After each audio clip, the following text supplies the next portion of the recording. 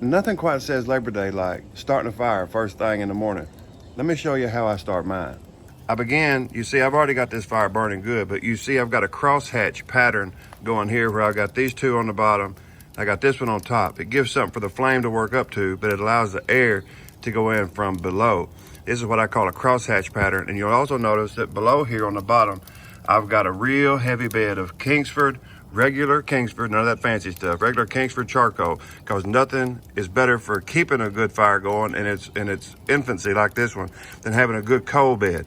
And since I hadn't been burning yet this morning, I create a coal bed by putting down this Kingsford charcoal whenever I start my fire. And then I crosshatch starting with kindling, and then I work up to bigger wood and bigger wood and bigger wood. And then when this little one here on top burns down, I'm gonna put a bigger one on top of that to keep her going. We finally got the fire going, as you can see.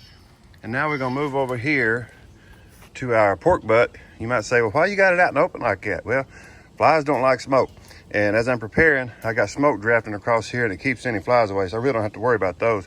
I got a fresh pork butt right here. Today we're using a meat church product. It's called the Gospel All-Purpose Rub. I just seen a lot of people using it, and I ain't never used it before, so today I'm gonna find it. And we're gonna be using this yellow mustard, and I'm gonna be drinking that coffee. The coffee is for me, obviously. The mustard is a binder, and then the rub is a rub. Let me show you how I put it on. My sweet camera lady, AKA my wife, is still getting ready for the day. So hubby's gonna put this on. Now you don't have to use French's mustard. You can use whatever kind of mustard you want. All it is a binder. It gives something for the rub to stick to. So you wanna rub this stuff all over. And make sure when you're doing this to locate your bone. Know where your bone is. I like to sit my bone this way in the smoker. I like to sit it horizontal, perpendicular to the grates, but horizontal with the flow of the smoke. And so I'm gonna rub this dude down, and then I'm gonna rub it down with this mayonnaise. Mayonnaise, this ain't mayonnaise. This ain't no more mayonnaise than I am Michael Jackson. I'm gonna rub this down with this mustard, and then we're gonna put some rub on. Now something I meant to show y'all, I call this my meat hatchet. I keep it razor sharp. And it works a lot better for me for trying to cut this fat back with a knife. And before you score it, before you cook it, you wanna score this this fat back on this pork butt. I almost forgot today, and but I rolled it over and knew what I needed to do, because I like to get work down in that them cracks all my rub. Let me show you. You know what I'm doing. I'm gonna show you here in a second. But the meat hatchet, I'll tell you where to get this from in a second. It's razor sharp. It just sets right down through you. Let me show you. Yeah, I call this my meat hatchet. And it's razor sharp. Look at there. And it just cuts right down through that thing. Now, this meat hatchet is actually a camping axe. It's made by Estwing. This one has a leather handle. This one's real old. I got two of them. One I use for wood and one I use for meat. But if you look at that, how that cuts, this blade's made out of real high carbon steel, and you don't have to do no effort. It ain't like them little flimsy fishing knives you see other folks using, where you gotta pray that it's still sharp. And this one's real old. You see that carbon steel blade? It's easy to keep clean, keeps your hands away from the blade so you don't cut yourself. So I love it. Now for the pork rub. Again, this is the Gospel by Meat Church products. Right now it's a little caked up. There we go. I'm trying to do this with one hand. This is a product by Meat Church. It's different. I'm trying it today. Let me switch hands so I can use my firstborn hand. This Meat Church product, I've heard a lot of people talk about it. Its first and primary ingredient is sugar. If you look on the back of the label here, down there at the bottom, where's the lens, it says first ingredient is sugar. The other one, of course, they're not going to tell you what's in it, but you can learn a little bit from reading the label. And the one I used the other day, the first ingredient was salt, and it worked out real well. So I'm gonna go around this rub and get it all good and covered up and let it sweat out. And once you sweat it out, we're gonna put her on old Smoky here. So yeah, I'm gonna get this girl rubbed down. Before we get back over there to the pork butt, which will be going on in about, I don't know, 15 minutes, the fire is important. You got to have a good coal bed.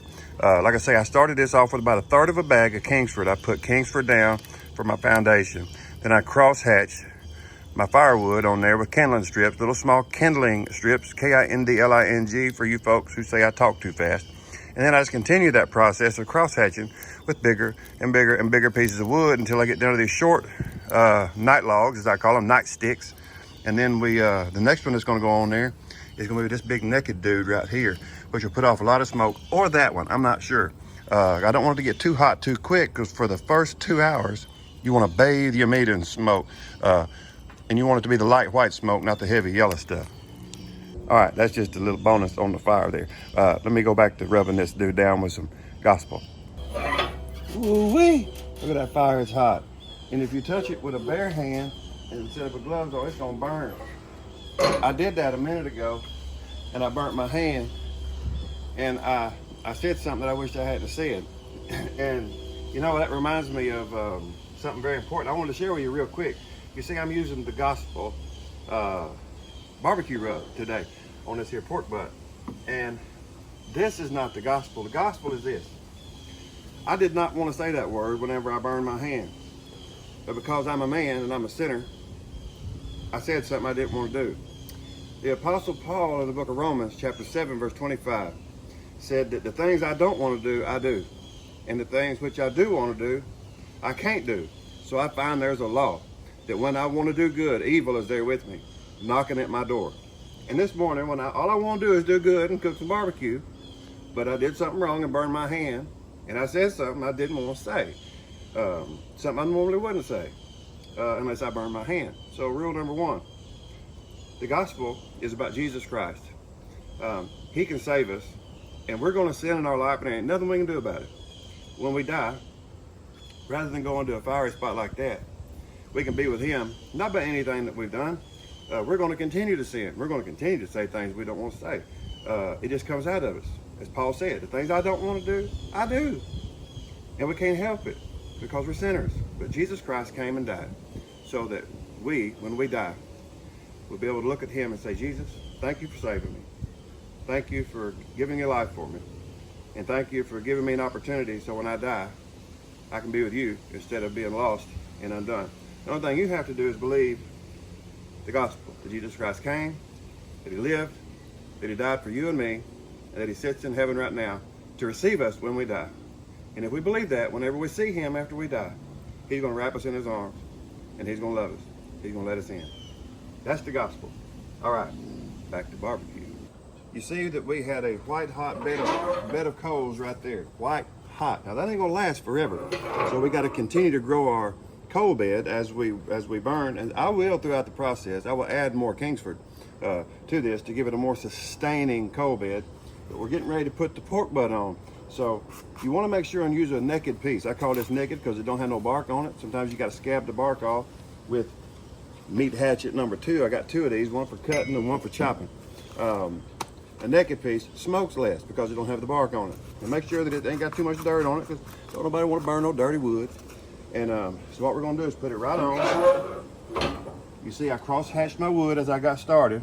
So what we're going to do, those 2 pieces are running this way. I'm going to lay this dude right here, just right like that.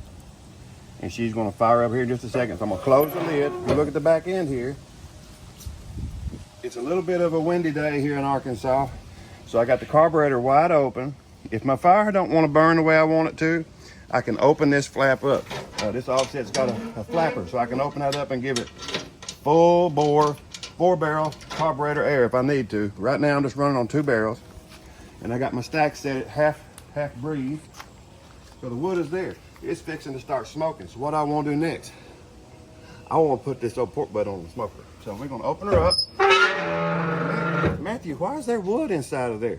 I'm keeping this wood real good and dry so that whenever I get ready to, I can put her on, I can put them on the fire and get it going. Look at here, look at here. Look at here. Oh, sooky, sooky. Ain't that beautiful? Man. Now we're gonna take this girl, we ain't gonna do it with these wood burning gloves because then they'll be having ants all over them later. So we're gonna take our hands, ain't that gorgeous? This is the gospel rub. It's not completely sweated in all these places, but it's sweated in real good. So we're gonna go ahead and put her on right here in the middle where that last one was sitting at. So how do we do that? Well, we just pick it up with our little fingers. The liri nang kamai, as we say in Tagalog. We're gonna pick them up. If it'll come loose from the, oh, it's gonna come off. Get off of there, girl. This sugary gospel rub. See if I can get a hand from the camera girl. Oh yeah, look at there. And we're just gonna go kabloop. We're gonna put her like that. Now she's gonna be in an open smoke bath for 2 to 3 hours. She's gonna be in an open smoke bath like this right here. And you say, well, Matthew, what about that wood? That wood's gonna be just fine. I'm burning wood. That's what I'm using to make this with, is wood. We're gonna put it there. Next up, I'm getting ready to get some ribs on here. So we're gonna go get the ribs ready, and we'll be back in a minute. Next up, we're gonna get these ribs ready to go on the grill. But before we do, these are pork spare ribs, and everybody that I know cuts this little piece. Now, this is a very sharp knife. This is a United States Navy Camelus. My Uncle Dale used this whenever he was in the military. I don't know if you can see that. Everybody that I see, well, not everybody, a lot of guys I see, look at that, how sharp that is. Show that, look at here, look at here.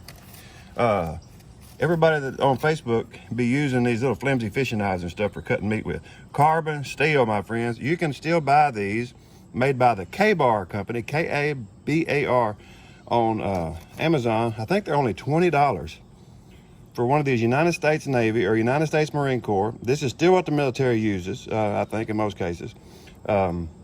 Scout knife, or I call it a scout knife. That's what my daddy called it. That's what Uncle Dale called it. So that's what I'm gonna call it, scout knife. This is gonna be a nibble for later. So I'm gonna lay that right there. So we got that flap off the inside of the spare rib, but this ain't nothing but meat. All that is meat right there. Now, if you wanted to trim that off, you could. I like to leave it on there because that just gives you more meat, more flavor. So now we got that piece trimmed off. We're gonna season this dude up just like we did that pork butt. So hang on just a minute. A lot of people use gloves, and gloves are good, but I wash my hands. Got an outlet over there, got an outlet, a faucet. One thing you don't want to mix up is an outlet and a faucet. So I put my mustard, now I just smear that on there.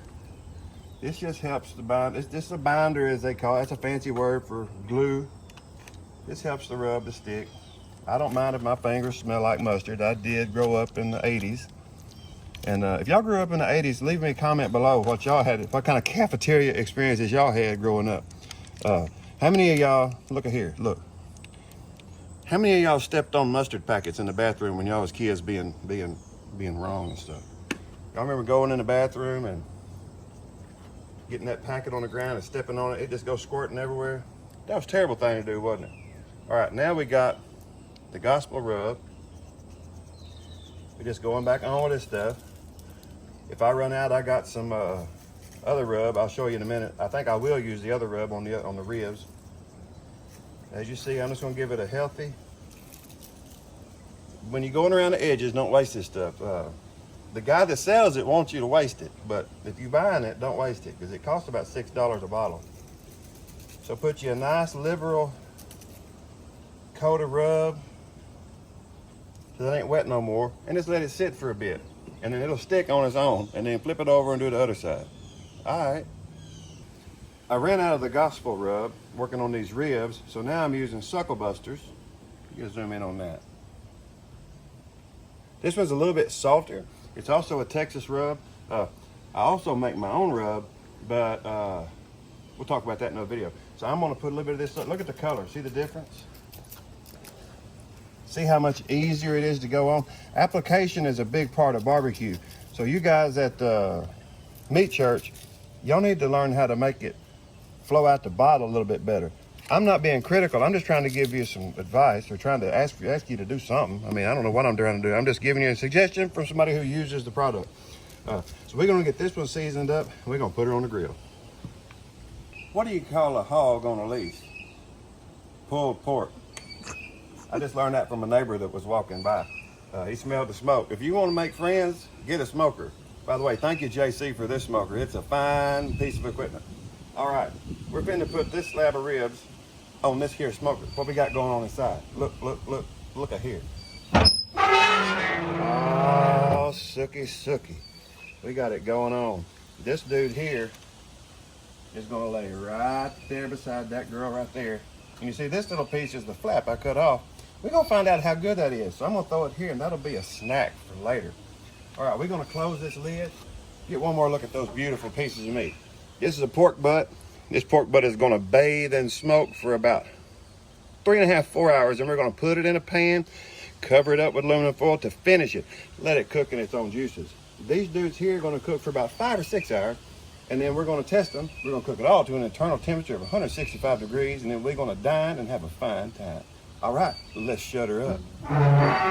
Something my wife says is hard for me to do. Okie doke. All right, we've been cooking this dude right here for 4.5 hours and it has reached an internal temperature right at 165 degrees. So for the rest of our time, look at here.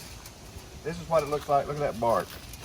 After 5 hours, 4.5 hours, 5 hours, it has reached an internal temperature of 165 degrees.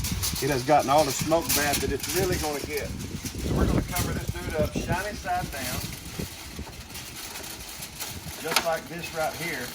So what we want to do is, come in folks, what we want to do is, we want all the juices and all the goodies to run down in this pan and gather like a church house. And what it's going to do is whenever you get ready to pull this pork, we're going to smush all that stuff up together. We'll show you that part later. These are our ribs. Look at here. These are our ribs. We're giving them a little spritz of Mott's apple juice here every once in a while to keep it nice and tender, nice and moist. And then we're going to take this dude, we're going to put it right over there, and we're going to leave it in there. We're going to crank up the heat. We're going to put a little bit better bark on their ribs, and we're going to cook all the goodie out of these dudes here for another 4 hours. So we'll see you then. Well, let's see what the ribs look like. Look at here. Do you see the bubbles? Do you see the bubbles on top of them ribs? Yes, sirree. That's whenever you know that them puppy dogs is ready to go inside the house and eat. So how did I do that? Well, we cooked this pork butt for about 5 hours. Been about 7 hours now. This is gonna stay in here and cooking its juices. Should we see the juices? No, the boss said no juices today, maybe next time. The ribs have been cooking for 7 hours, and we cooked them for 5 hours on the open grate so they get that good smoke flavor all the way through, but they tend to fall off the bone. So we put them in yon pan here, and we let them finish out. And we're fixing to take these dudes in the house, and we're gonna see how much meat we can get stuck between our teeth. I told y'all I wasn't gonna show you this today, but look at that. Oh, it's like Jello. Where's the bone? Let's get that bone. Clean bone pull. Clean bone pull. We got a clean bone. We got a clean bone pull. Look at there. Look at here. Oh man. As I like to say, look at here. Oh, sooky. This here is some good stuff. I'll put this back on the smoker. Leave that bone. And look at here. Whenever you get ready to do your pork butt, all them good drippings that came off in the final part of that cook, you want to just squish it all up in that meat right there. That's why these gloves right here, these $19 grill gloves from, I got these from Lowe's. Yeah, got them from Lowe's. Look at that, y'all. Just look at it. Yeah, you can go ahead and say it. Man, I wish I was there with Matthew right now. But y'all, if y'all live in Arkansas and you want some barbecue, you can ring me up, or you can send me an email at matthew.bfrc@gmail.com. I'll also leave a link in the description below. If you would like to order some of this here fine handiwork, you can send me a message and say, Matthew, I want some of that barbecue. So look at the finished product. That's as good as it gets, y'all. This is Arkansas pulled pork done with Meat Church Gospel barbecue rub. Well, this is our Labor Day edition of Grilling with Matthew, whatever you want to call it, all sooky. I got a lot of things to say in Arkansas. We got a lot of funny ways of saying things, but I'm so excited. All I can say is, "Oh, sooky." So I'm excited. I'm fixing to go share some of this with one of my neighbors. So I talk a lot, and that's all I'm doing right now is running my jaws. So for Matthew and Marielle, for Paradise Found, and for Crawford's Original Barbecue, mabuhay salamat, ingat po.